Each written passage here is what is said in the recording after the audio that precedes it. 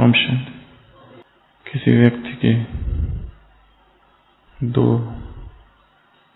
बेटे थे।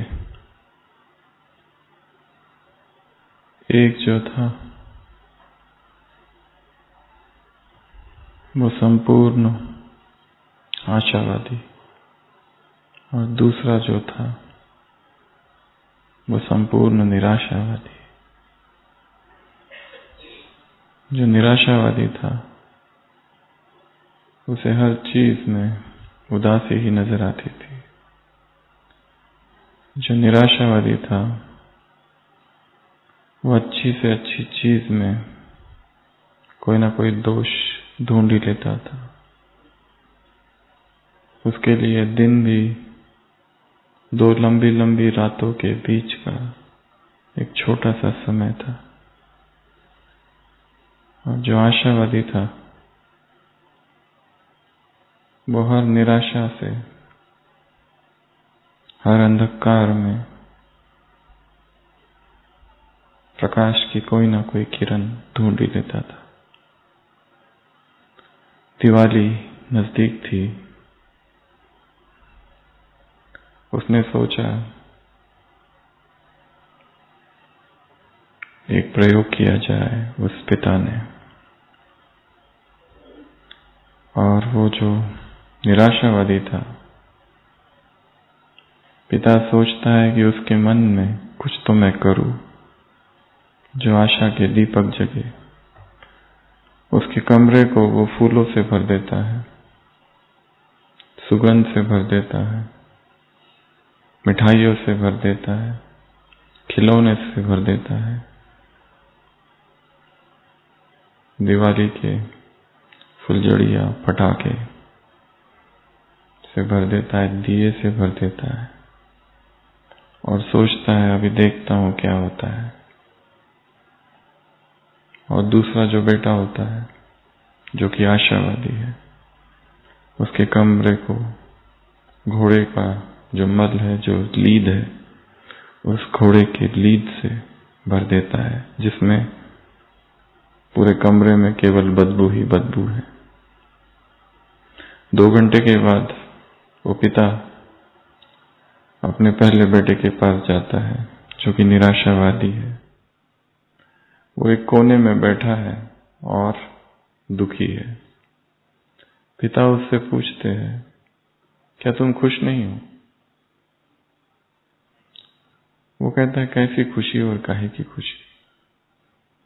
पिता कहते हैं, इतनी अच्छी अच्छी मिठाइयाँ रखी है। वो कहता है, ये मिठाइयाँ नहीं, जहर है, ये खाऊंगा तो बीमार तो पड़ना ही है। पिता कहते हैं, इतने अच्छे अच्छे खिलौने रखे हैं। वो कहता है, कौन से खिलौने? हाथ लगाने से टूट जाते हैं, कभी भी गिर सकते हैं। पिता कहते हैं, दिए रखे हैं। वो कहते हैं, दिए तो बस तब तक है जब तक तेल है, दिए भी बुझ जाएंगे, क्या फायदा ऐसा दिए की?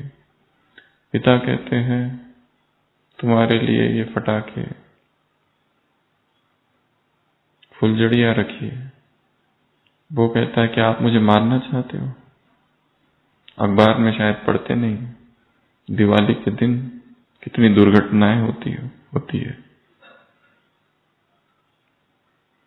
और फिर वो उदास और दुखी।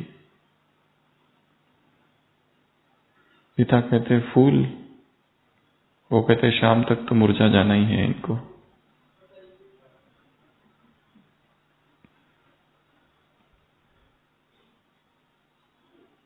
पिता सोचते, यहाँ ये हाल है तो वहां क्या हाल होगा? जहां पे गंदगी है। वो दरवाजा खोलता है, दूसरे बेटा जिस कमरे में है, तो दूसरा बेटा खुशी में नाच रहा है।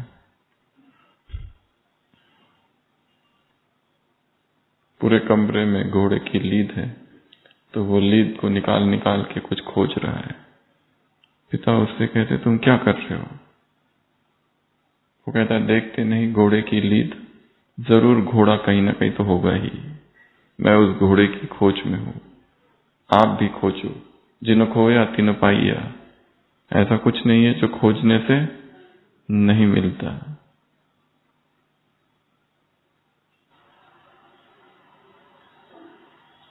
निराशावादी को हर फूल में कांटे दिखाई देते हैं, और आशावादी कितना भी घना अंधकार क्यों ना हो, उसमें वो हर चीज को निकाल देता है जहां प्रकाश हो। सारा खेल दृष्टिकोण का है।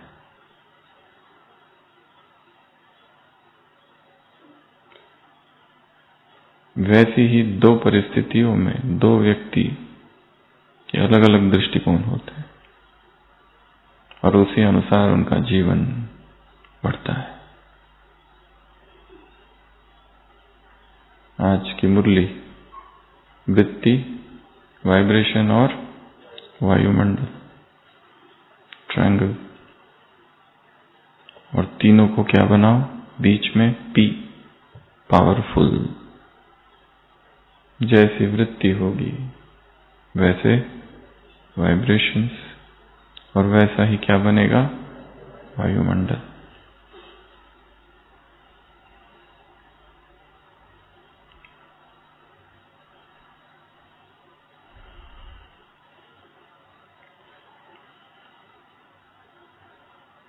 शुरुआत में क्या देखा बाबा ने? 4 बातें देखी है। कौन सी? बच्चों की। एक तो उमंग देखा, लक्ष्य देखा, हिम्मत देखी, और तीसरा चौथा श्रेष्ठ संकल्प। हिम्मत, श्रेष्ठ संकल्प और लक्ष्य। उमंग भी देखा और सुना भी, देखा भी और सुना भी, मन का उमंग। ये चारों ही चीजें चाहिए सफलता के लिए। लक्ष्य और लक्षण समान हो, श्रेष्ठ संकल्प, स्वयं को और बाप को प्रत्यक्ष करने का, समान बनने का।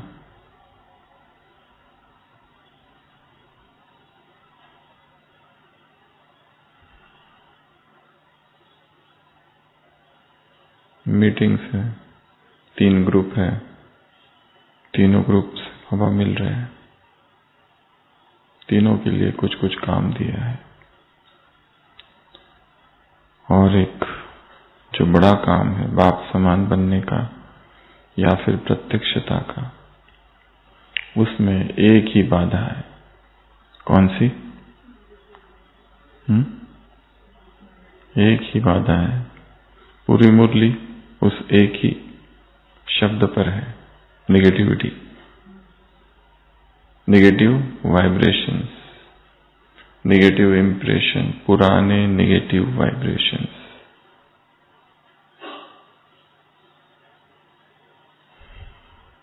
और इससे मुक्त होने की कुछ विधियां बताई। तो इस क्लास में हम 2 बातें डिस्कस करेंगे। एक तो जो मुरली में भी बाबा ने कहा है, इससे कुछ फायदा है क्या? फायदा नहीं है। नुकसान क्या क्या है? और दूसरा, इससे मुक्त कैसे हो? आपस में एक दूसरे के बारे में जो नेगेटिव वाइब्रेशंस, नेगेटिव छाप जो मन में रहती है, जब तक ये है, चाहे कितनी भी सेवा कर लो, एक ही दिन में कितनी क्लासेस करा लो, 8, एक दिन में 8 क्लासेस, कितने भी योग शिविर करा लो, कितने भी कोर्स करा लो, जब तक ब्राह्मणों की वृत्ति में नेगेटिविटी है, किसके प्रति? एक दूसरे के प्रति, तब तक ये प्रत्यक्षता का कार्य पूरा नहीं होगा। कैसे हटाएं इस नेगेटिविटी को? इस मुरली में 7 विधियां बताई है। पहली, शुभ भावना, शुभकामना। दूसरा, रहम, तीसरा क्षमा। ये 3 मुख्य है। चौथा नॉलेज। नॉलेज से ये जानो राइट क्या है, रॉन्ग क्या है, परंतु इसका मतलब ये नहीं कि नेगेटिव को धारण करो। पांचवा जज। जज नहीं करना है, जजमेंट नहीं देना है। वो काम किसका है? बाप का।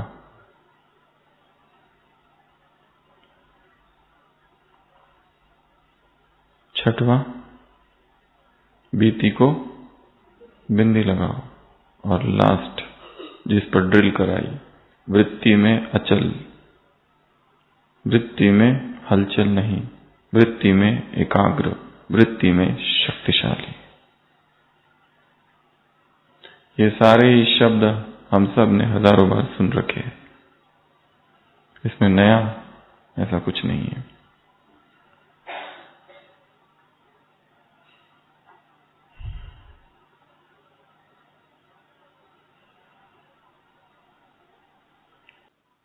तो सबसे पहली विधि शुभ भावना। कोई कैसा भी हो, कोई कितना भी अवगुणी हो, परंतु बहुजन हिताय, बहुजन सुखाय, सबका कल्याण हो। क्योंकि नेगेटिविटी रखकर हमने देख लिया क्या क्या मिला। नेगेटिविटी से क्या क्या मिला? एक तो मेंटल डिस्टरबेंस, दूसरा तनाव, तीसरा बीमारियां आ जाती है, हेल्थ पर प्रभाव पड़ता है, संबंधों में कड़वाहट, रिश्ते खत्म हो जाते हैं, वातावरण विषाक्त हो जाता है, आत्म अनुभूति नहीं कर सकता व्यक्ति, योग नष्ट हो जाता है नेगेटिविटी से, और आत्मग्लानि, आत्म अवलोकन, आत्मचिंतन, आत्म एनालिसिस नहीं कर पाता, और हमारे मन में किसी व्यक्ति के प्रति घृणा है, ईर्ष्या है, द्वेष है, बहुत गहरा, वो भी उसका चेहरा भी हम देख नहीं सकते, वो सामने अगर आ गया रास्ता चेंज। मन में बेचैनी, नींद नहीं, अनिद्रा, और क्या होगा? नेगेटिविटी से क्या क्या फायदे हैं? ये सारे फायदे बाबा ने बोला ना, कौन से फायदे? योग खत्म, योग की पावर, याद की पावर खत्म, व्यर्थ संकल्प चलेंगे, एनर्जी वेस्ट होगी, आत्मा अभिमानी बन नहीं पाएंगे, अमृत वेला। और इन सब से छूटने के लिए व्यक्ति क्या करता है फिर? इमोशनल ईटिंग खाकर इन सब भावों को शांत करता है। मोटापा। और जितने ज्यादा नेगेटिव थॉट्स, उतना मन बहुत तेज काम करता है, शांत नहीं हो पाता है, स्थिर नहीं हो पाता है, बेचैनी बेचैनी रहती है, आत्म विकास रुक जाता है। और क्या होगा?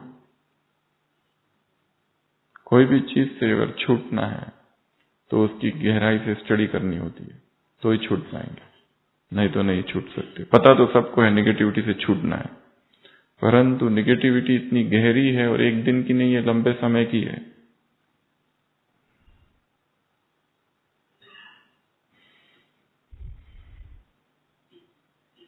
फिर वो व्यक्ति कुछ अच्छा भी करे, उसमें भी हमें बुराई ही दिखाई देती है, अवगुणी दृष्टि। वो उसे यदि सफलता यदि प्राप्त हो जाए तो उसके लिए भी हमारे मन में क्या होता है? नेगेटिविटी, उस सफलता के लिए भी। तो जब किसी व्यक्ति से ईर्ष्या होती है और उस व्यक्ति की सफलता से ईर्ष्या होती है, वास्तव में वो ईर्ष्या व्यक्ति से नहीं सफलता से है, तो वो सफलता तुम्हारे पास भी नहीं आएगी।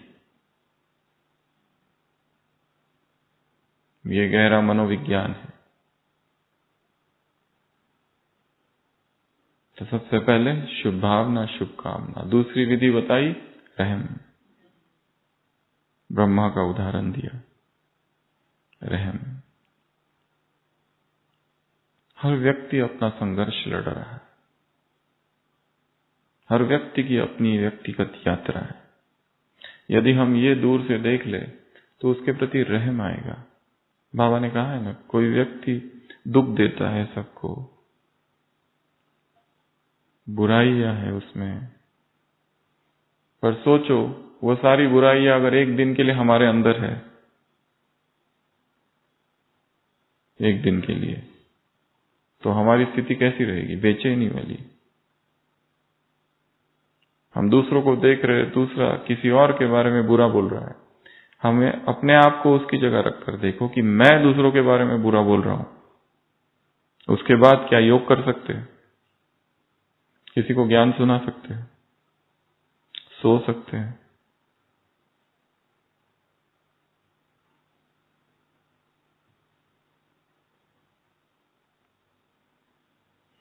रहम,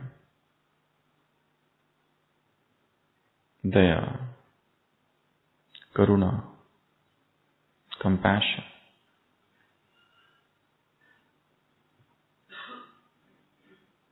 तीसरा, क्षमा। ये कठिन टॉपिक है, कई बार क्षमा करना कठिन हो जाता है, परंतु भावनात्मक शांति को यदि प्राप्त करना है, इमोशनल पीस, उसके लिए नहीं, स्वयं के लिए हमें आत्माओं को माफ करना होगा, चाहे उन्होंने कुछ भी किया हो। क्योंकि उस समय जब उन्होंने जो कुछ किया, हमें पूर्ण ज्ञान नहीं है उस चीज का। उनकी दृष्टिकोण से शायद उस समय वही सत्य था, सही था। हम सोच रहे हैं कि उसने गलत किया, हो सकता है वो राइट हो, और ये कई सालों बाद हमें समझ में आए। इसलिए आत्माओं को क्या कर देना है? क्षमा। किस किस के अपराध याद रखे,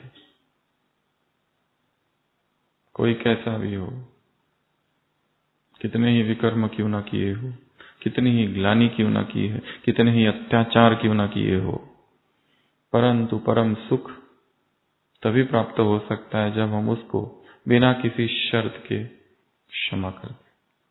इसका मतलब ये नहीं कह रहे कि उससे फिर से दोस्ती, अगर हम उससे मेंटेन डिस्टेंस रखना चाहते हैं तो वो भी सही, परंतु वो अपनी यात्रा पर, हम अपनी यात्रा पर हमने मन से उसे माफ कर दिया है। उसे खत लिखो और उसको बोलो हमने तुम्हें माफ कर दिया, परंतु वो खत कभी पोस्ट मत करना, अनपोस्टेड, अनशेयर्ड।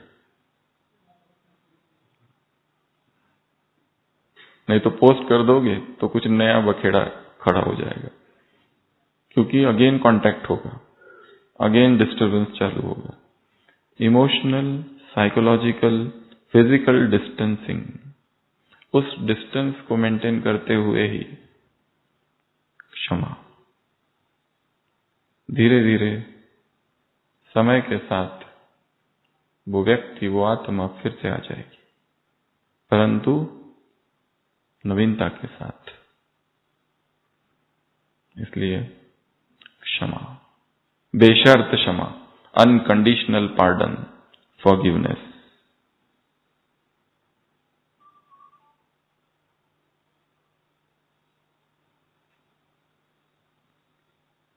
ये तीसरा। चौथा, नॉलेज। नॉलेजफुल अर्थात ये जान लेना ये राइट है, ये रॉन्ग है, पर इसका मतलब ये नहीं कि हम निगेटिव को अपने अंदर धारण कर ले। नॉलेजफुल का अर्थ ये नहीं है कि हमें पता ही नहीं है, हमें सबका पता है, इसमें ये है, इसमें ये है, इसमें ये है, ये इसका स्वभाव ऐसा है, उसका स्वभाव ऐसा है, इसका स्वभाव ऐसा है, परंतु ये जानते हुए भी स्वयं अनकलर्ड, उस रंग ने हमें रंगा नहीं है, निरंग, कलरलेस। अगर शक्तिशाली है तो हम उसको रंग सकते हैं। इस मुरली में कहा ना, जिम्मेदार, मददगार। मददगार तो बन सकते हैं। ये बातें बहुत ऊंची बातें हैं। इसको समझने के लिए भी, स्वीकार करने के लिए भी, सुनने के लिए भी अथाह धीरज चाहिए। इसलिए मुरली का जो टेक्स्ट है बहुत फिलोसॉफिकल है, सबके लिए नहीं है। बहुत हाई लेवल की प्यूरिटी इसको समझने के लिए चाहिए और धारण करने के लिए उससे भी ज्यादा।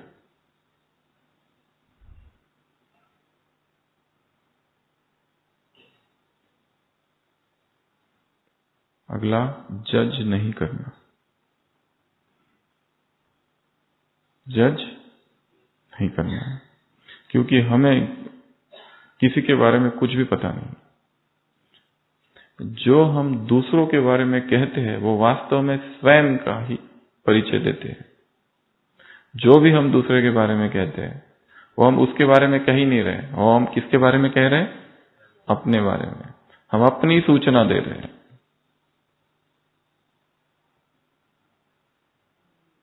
जज not and E shall not be judged. तुम्हें कोई अधिकार ही नहीं है, ये ऐसा है, ये वैसा है। मुरली में कहा, बाबा को भी बताते, बाबा आपको भी पता नहीं है ये कैसा है। आप तो बताते हो और जाते हो, हम उसके साथ 24 घंटे रहते हैं, उसके कई रूप देखे हैं हमने। ज्ञान तो ऐसे सुनाते हैं कि बस इनके जैसा कोई ज्ञान ही नहीं है। योग कराते, सब कराते, पर अंदर क्या है हमने आर पार देख लिया है। इसलिए बाबा तुम नहीं जानते, हम जानते हैं। किसको? इनको। बाबा ने कहा अच्छा ठीक है, माना वो खराब है, पर खराब को वृत्ति में धारण करने की छुट्टी तो आपने दी है। हाथ उठवाए ना मुरली में। मन में नेगेटिविटी जब समा जाती है तो विषाक्त कर देती है चेतना को, फैलती है अंदर ही अंदर अंदर।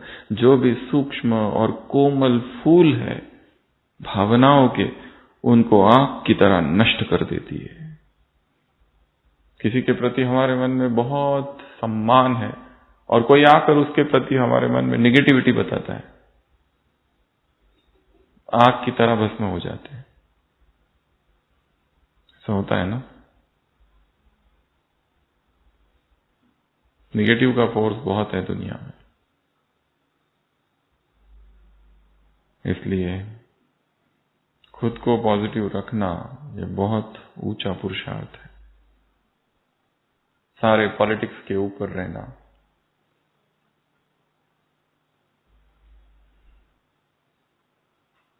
आए आए आए की दुनिया से परे रहना पुरुषार्थ है।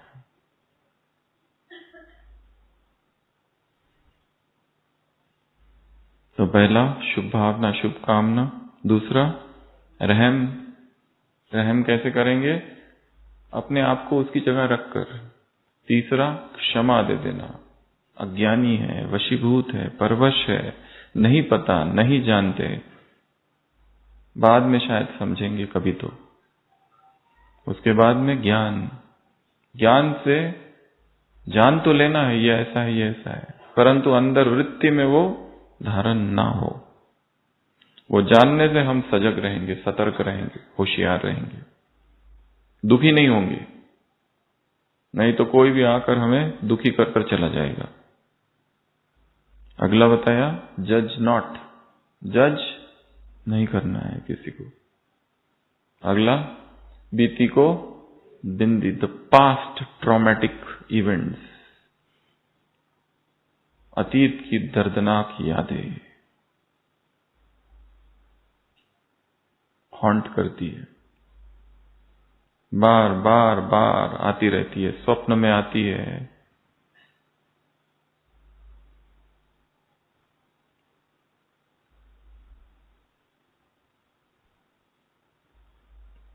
बाबा ने कहा उसको सोचकर क्या फायदा। साक्षी होकर देखना है, हर व्यक्ति अपने जीवन में आगे बढ़ चुका है, व्यक्तिगत जीवन में, पर्सनल लाइफ में। हमने जो उसका वो रूप देखा था, अब वो बदल चुका है। हम उसका पुराना एक रूप पकड़ के हैं। उसने गलती की, वो अपनी गलती से सीखा, आगे बढ़ गया। हो सकता है नहीं सीखा, अभी भी उसी गलती में आगे बढ़ रहा है, इन बोथ सिचुएशंस।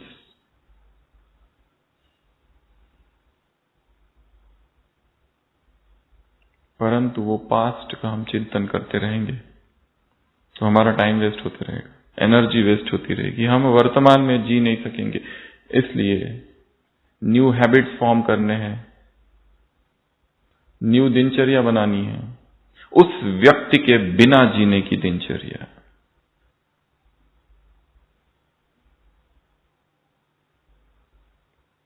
नए गोल्स, नए लक्ष्य, नए विजुअलाइजेशन, नए संपर्क। एक कॉन्सेप्ट है जिसको कहते हैं रिबाउंडिंग रिलेशनशिप। एक व्यक्ति है, किसी व्यक्ति के साथ संबंध है, वो व्यक्ति उसे धोखा देकर चला जाता है, ठीक है। अब ये व्यक्ति जो अकेला है, दुखी है, उदास है, ये उसका रिप्लेसमेंट ढूंढता है, पर जल्दबाजी में ढूंढता है, और जो नया रिलेशन ढूंढता है उसको कहते हैं रिबाउंडिंग रिलेशनशिप। ये रिबाउंडिंग रिलेशन में वो जो पहला था उससे भी खतरनाक बन जाता है। इसलिए वेट,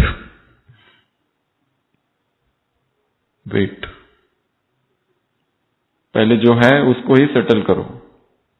रिलेशंस बनाने बहुत आसान है, नए लोगों से जोड़ना, पर वो मेंटेनेंस कॉस्ट बहुत ज्यादा है। इसलिए पहला तो प्रोसेस योर इमोशंस। जो इमोशंस है उसको थोड़ा प्यूरिफाई करना है, अवलोकन करना है, उसको देखना है। ये जो इमोशंस है इसका क्या करना है, कैसे इसको शुद्ध करें। उसमें कितना कुछ कुछ भरा है, दुख भरा है, बदले का भाव है,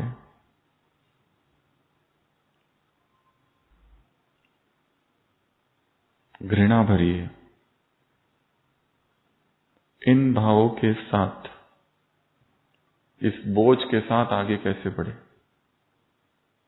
कितना ही अमृत वेला उठ जाओ, कितनी मुरलियां सुन लो, कितनी क्लास सुन लो या करा लो, अगर ये सारा अंदर है, ऊपर कुछ भी करो, ऊपर ऊपर से सफाई होगी बस, भीतर तो यही है। आवश्यकता है भीतर प्रवेश करने की, खुद को स्टडी करना है।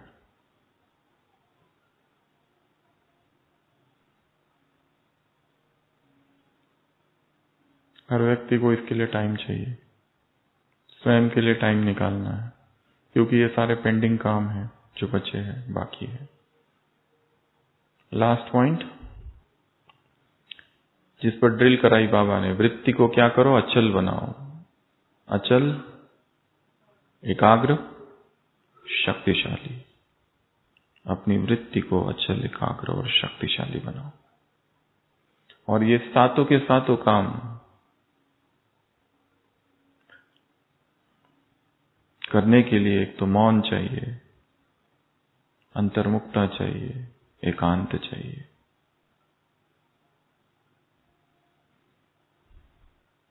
हम सबसे ज्यादा शक्तिशाली किस अवस्था में रहते हैं? When we are most powerful, जब हम अकेले होते हैं। हर व्यक्ति अकेले में जितना पावरफुल होता है, अकेले जब वो कुछ करता है, अपने जोटे सोर्ज, खुद इनिशिएटिव, खुद इच्छा है। मुरली में कहा ना, लगन में मगन। तीसरा, मौन की अवस्था में, निराहार अवस्था में। चौथा, पांचवा, जब वो प्रकृति के सानिध्य में होता है। अगला, जब वो आत्मचिंतन में होता है तो बहुत शक्तिशाली होता है। जब दूसरों के चिंतन में होता है तो शक्तियां कम होती है। सबको हटाओ बाजू में, मुझे ये सोचना है कि इस ब्राह्मण जीवन की मेरी जो यात्रा है 5 साल, 10 साल, 20 साल, 30 साल, 40 साल की, मैं कहां पहुंचा हूं, क्या पाया है और अभी क्या पाना बाकी है। अब अभी अभी कोई परिस्थिति आ जाए तो कितना मैं स्थिर रहूंगा। अभी अभी ऐसा कोई व्यक्ति जिसे हम प्रेम करते हैं, जो प्रिय है, बहुत अनन्य है, अचानक शरीर छोड़ दे तो स्थिति क्या रहेगी। अचानक कोई बीमारी आ जाए, रूटीन चेकअप के लिए पेशेंट्स आते हैं डॉक्टर के पास, जांचें होती है, पता चलता है कुछ तो लग रहा है, सस्पिशियस, कोई गांठ है, जांचें चालू होती है, 2-3 दिन में कंफर्म हो जाता है कैंसर है, अगले कुछ दिनों में और कंफर्म होता है पूरे शरीर में फैल चुका है। शॉक।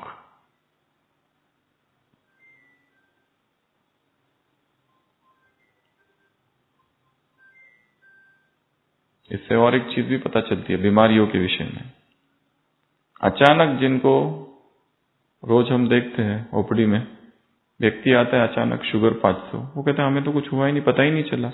मतलब हर व्यक्ति की सेंसिटिविटी कितनी कम हो चुकी है कि शरीर में इतना तूफान मच गया पर उसे पता ही नहीं। वो सेंसिटिविटी कितनी कम हो चुकी है। नहीं तो जितना हम स्वस्थ रहते हैं, थोड़ी भी कोई हलचल हो तो हमें तुरंत कैच करते आना चाहिए, पर यहां तो हम कैच ही नहीं कर पाते। जो टेस्ट और ये सब होता है उसमें पता चलता है, डॉक्टर आके बताता है। शरीर हमारा, बीमारियां हमारी, बताने वाले वो। एक व्यक्ति होता है बहुत बूढ़ा रहता है, 80-90 साल का, परंतु 40 साल का दिखता है, इतना स्वस्थ। लोग उससे पूछते हैं राज बताओ, कभी नहीं बताता। राजा तक खबर जाती है, राजा अपने गुप्तचरों को लगाता है उसके पीछे, क्या राज है पता करके आओ, खाता क्या है। गुप्तचर उसके पीछे पीछे सुबह सुबह उठता है, किसी पहाड़ी पर जाता है और कुछ फल वगैरह खाते खाते लौटते हुए दिखता है। गुप्तचर सोचते हैं जरूर उस पहाड़ी पर कुछ तो है, कोई फल है जो ये खाता है, असाधारण फल, चमत्कारी फल। सैनिक जाते हैं, देखते एक पेड़ है जिसमें बेर का पेड़ है जिसमें बेर है, एकदम साधारण, जैसे नीचे होते वो सब जगह होते हैं। राजा को खबर करते हैं, राजा कहता है अच्छा, क्रोधित हो, कहता है उसको बुलाओ वापस, दरबार में बुलाओ उस व्यक्ति को, 80 साल का जो बूढ़ा है उसको पूछते हैं तुम क्या खाते बताओ, इतने स्वस्थ कैसे दिखते हो। वो कहता है मैं एक चमत्कारिक फल खाता हूं। राजा कहता है कहाँ है बताओ मुझे। वो कहता है चलो, ले जाता है ऊपर, कहता है यही वो झाड़ है, बेर, ये बेर मैं खाता हूं ना, इससे मैं स्वस्थ हूं। राजा क्रोधित होता है, कहता है ये कौन से, ये तो साधारण से बेर है, ये तो सभी खाते हैं, ये असाधारण कैसे हुए और तुम इससे इतने स्वस्थ कैसे हुए।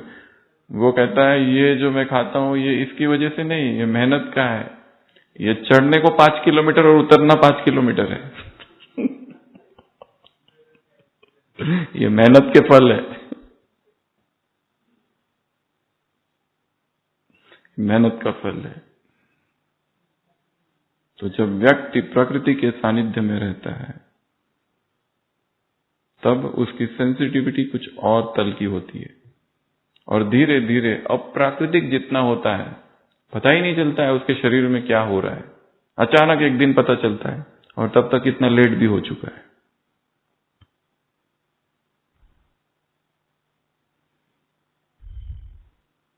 तो नेगेटिविटी की हम चर्चा कर रहे थे, उसकी ये 7 बातें, उसमें और भी कुछ चीजें ऐड की जा सकती है। हमें अपने मन से दूसरों के विषय में जो नेगेटिविटी है उसको नष्ट करना है। क्या क्या करेंगे आप बताओ। अब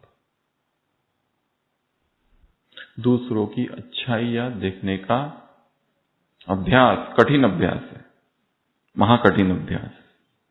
एक दूसरे की अवगुण लिखने को कहो तो फटाफट 20 लिख देंगे, गुण लिखने को कहो तो चिंतन मनन करना पड़ेगा, गहन चिंतन की आवश्यकता है कि इन निर्गुण हारों में तो कोई गुण नहीं है बाबा, कहां से लिखूं। तो अवगुणों को ढूंढना एक। दूसरा अफर्मेशंस, संकल्प देना है कि मुझे सारे दिन भर जो भी मिलेगा उसमें से एक गुण तो जरूर उठाना है।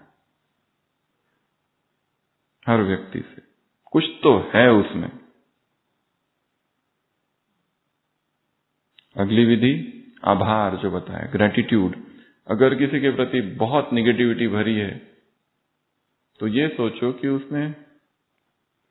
उसके किस किस बात के लिए हम धन्यवाद करें। उससे हमने बहुत कुछ सीखा भी तो है। उसने जितना सीखा है और किसी ने नहीं सीखा है। आभार, ग्रेटिट्यूड निगेटिविटी को नष्ट करेगा। एम्पैथी बता दिया। गॉसिप्स से दूर रहना। ऐसा दल, ऐसा ग्रुप, ऐसा संगठन, ऐसा गुट, ऐसा कोई एक टोली कि जिसमें जाते ही 3-4 लोग मिलके इधर उधर की बातें करते हैं और उन बातों में इतनी विषाक्तता है कि कितनों की निंदा हो जाती है खेल खेल में, हंसी हंसी में, पता ही नहीं चलता है। स्टे अवे ऐसे संगठन से, एक ये। दूसरा, जो भी निगेटिव इन्फ्लुएंस है, मीडिया, निगेटिव न्यूज, उससे दूर। अगला, निगेटिविटी को कैसे नष्ट करें? पॉजिटिव को भरना है। अतीत की जो निगेटिव बातें हैं उनको लिखो, जलाओ, फ्लश कर दो, जला दो, या बलून में भर के उनको उड़ा दो। देखो उनको उड़ते हुए, जा रही है, खत्म हो गई। कुछ ना कुछ करना पड़ेगा, नहीं तो वो घुसती रहेगी। और क्या करेंगे? विजुअलाइजेशन, इमेजिन करना, विजुअलाइज करना पॉजिटिविटी को। और क्या करेंगे?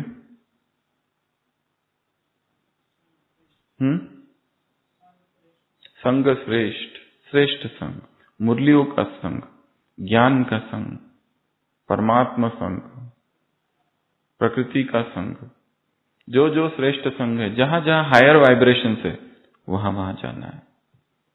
हाईएस्ट वाइब्रेशन परमात्मा के है। प्रकृति के वाइब्रेशंस बहुत श्रेष्ठ है, निष्पाप निर्दोष है प्रकृति। उसके सानिध्य में जाके किसी पहाड़ के पास, पहाड़ को देखो, झील को देखो, चंद्रमा को देखो, निरागस है, प्रकंपन आएंगे। और लर्निंग एटीट्यूड, और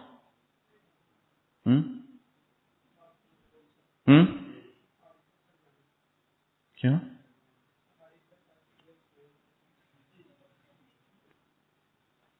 और क्या करेंगे? बुक्स, हाँ, बुक्स पढ़ना, अपनी भावनाओं को लिखना, जर्नलिंग, ये भी एक बहुत अच्छी, अपने आप को बिजी रखना कोई क्रिएटिव वर्क में, म्यूजिक, आर्ट, किसी न किसी काम में, ताकि मन नीचे ना आए, क्योंकि मन का स्वभाव है नीचे आना। तो ये सारी विधियां हैं। मुरली की तरफ बढ़ते हैं। 3 ग्रुप है। एक स्पार्क का ग्रुप है, उसको क्या कहा बाबा ने? रिसर्च करो इसी टॉपिक पर। इंजीनियर्स का ग्रुप है, उनको क्या कहा? प्लान बनाओ। ट्रांसपोर्ट का ग्रुप है, उनको क्या कहा? Piece tour. पीस टूर, आत्माओं को कौन सी टूर कराओ? शांति की सैर कराओ। बहुत दुखी है। और इन तीनों ग्रुप को एक काम दिया है। कौन सा काम?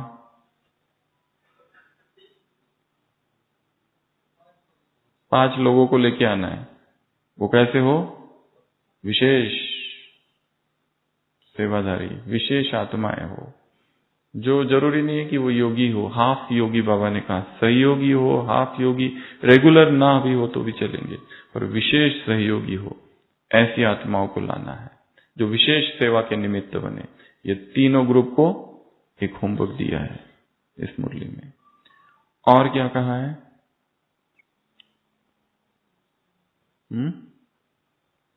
और क्या कहा है?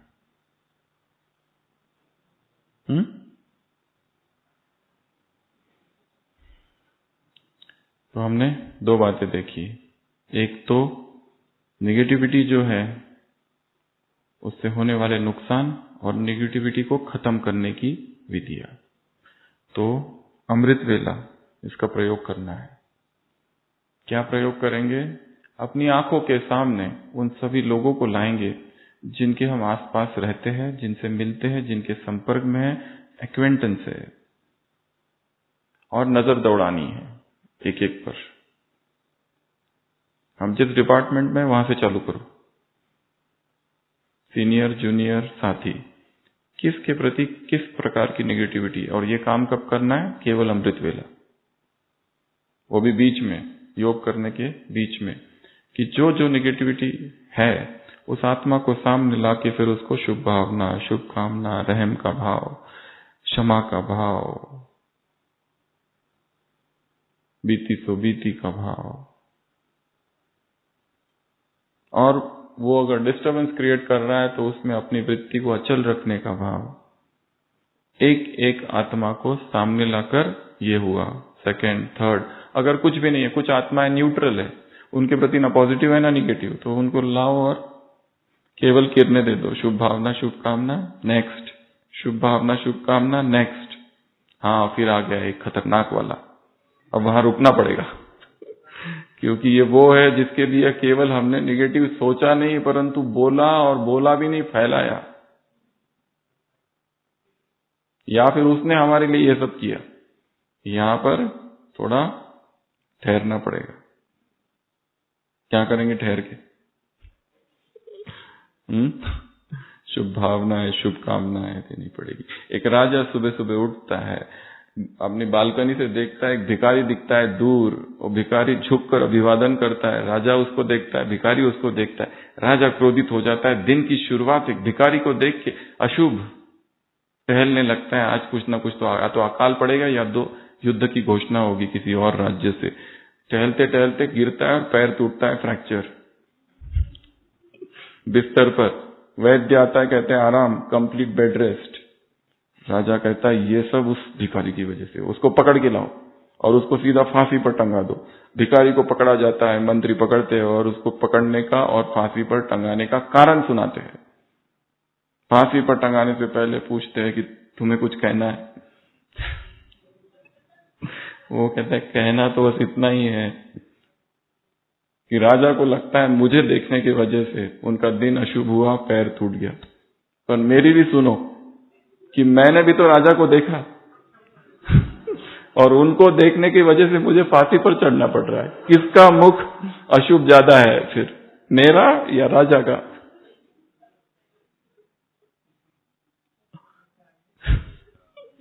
तो मन में निगेटिविटी भर गई उस राजा के।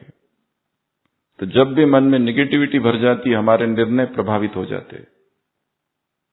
किसी व्यक्ति के लिए निगेटिविटी, उसके प्रति जो जो हम निर्णय लेते हैं सब उल्टे उल्टे होने लगते हैं।